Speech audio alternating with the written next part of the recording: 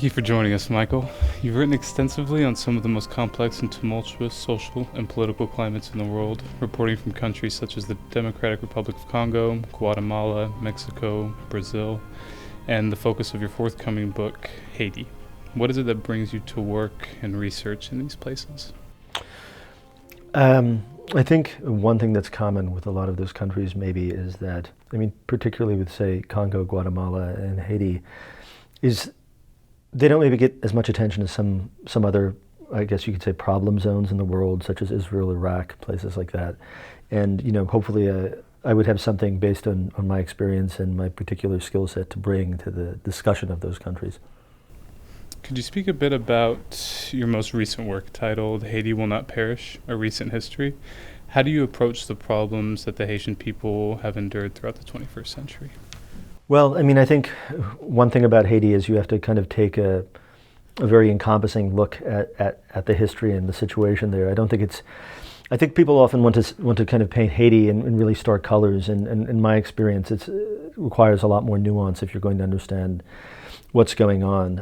The political, process there, and some of the problems that go into the country now, they have their roots going quite far back. In terms of the successful overthrow of the French, the U.S. occupation, the Duvalier dictatorship, the era immediately afterwards, including today. I think the big problem that is keeping Haiti from moving forward in a lot of ways, and it kind of bleeds into other areas, is the problem of impunity.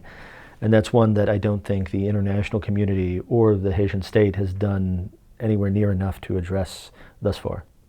Why is it that over a decade after your first book on Haiti, Notes from the Last Testament, The Struggle for Haiti, have you decided to come back to it? I think Haiti in itself produces quite extraordinary art, literature, sociology, history, things like that. I feel the discourse on Haiti on the international level, to be perfectly honest with you, a lot of the times is at a fairly low level, whether it's journalism or academia.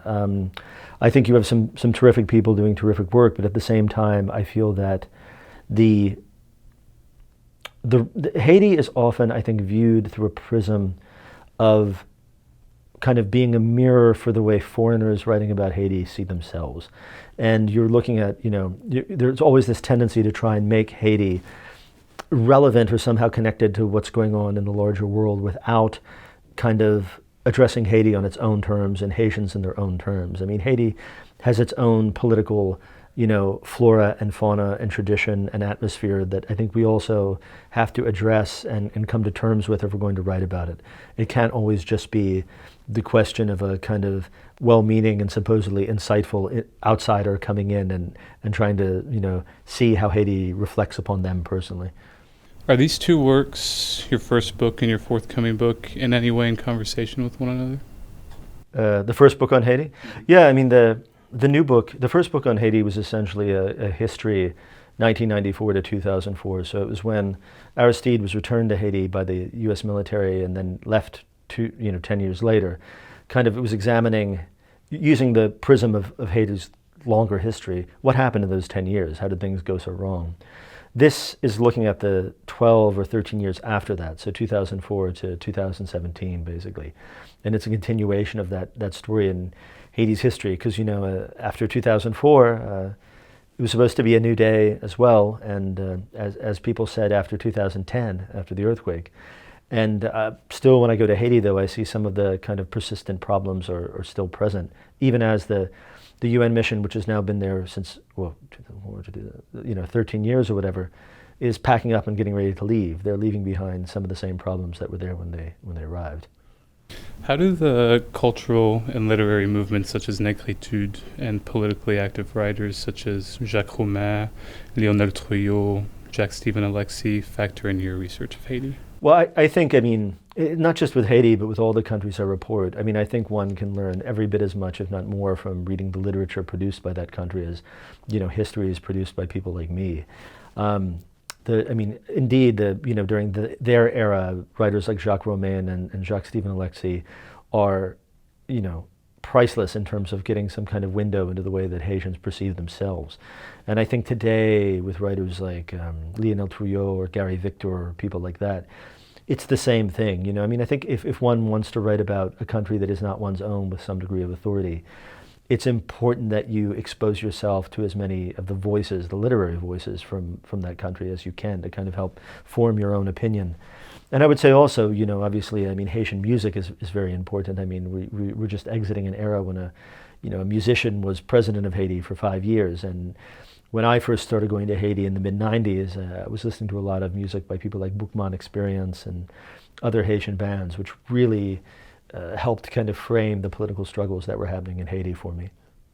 Is there a certain aspect of culture that contributes the most to your experience of an area that you research? Is it the literature, music, food, how people interact with one another? So much, I think. I mean, I think if you're going to work in a place like Kinshasa or Port-au-Prince, I think one of the keys is to really allow yourself to be vulnerable and to expose yourself to the people. I mean, you can't hope to kind of decode the complexities of a place like Haiti if you're afraid of mixing with the population. So, I mean, I would say, go out and have food on the street with people, talk to people, see about how they go about their lives, learn the language, for one, which is a big thing. And interact with them as much as possible. I mean, maybe not so much with journalists, but with a lot of NGOs and diplomatic missions and whatnot that go to Haiti. They have whole zones of the capital that are off limits to them, and they get a very skewed view of Haiti. One, that it's reflexively kind of a very dangerous place that you have to be afraid of all the time, which it can have moments of real violence, but in general, I would say that's not really accurate. It's especially not accurate if you're outside the capital. But I think, one has to allow themselves to have that kind of ground level experience and not stay at some sort of arm's length with the people one is reporting on. Could you say a few words about how the media represents Haiti in the United States, or just the Western world in general? And how does that kind of affect how we perceive Haiti? I mean, I think Haiti often, I feel, gets a very a depiction in foreign media lacking in nuance. For a long time, I mean, still, I think, as I was saying earlier, I mean, I think a lot of people have an idea of Haiti as this place where there's just kind of like rolling violence all the time and gun battles constantly and people running down the street with machetes, when that's, generally, in my experience going there now for 20 years, I mean, you have moments of political tension which can become quite violent. And there are certain pockets of criminal violence, but, there's also the mother and her kids who are walking to school every day. There are also the churches, there are also the fishermen, the voodoo priests, the people who make the drapeau voodoo, these voodoo flags. There are, there's an entire history of ruined forts dating back, to the Spanish and the French and the British, scattered all throughout the island, which is also an aspect of understanding Haiti's culture. I mean, I think a lot of times, I hate to use these academic terms, but I think a lot of times people try and other Haiti, to make it look as if it's somehow unknowable, unbridgeable foreign entity. And, there are some definitely differences in terms of being an American, maybe being there. But I find Haitians, in my experience, generally are very patient and kind of accommodating guides if you try and understand what's going on.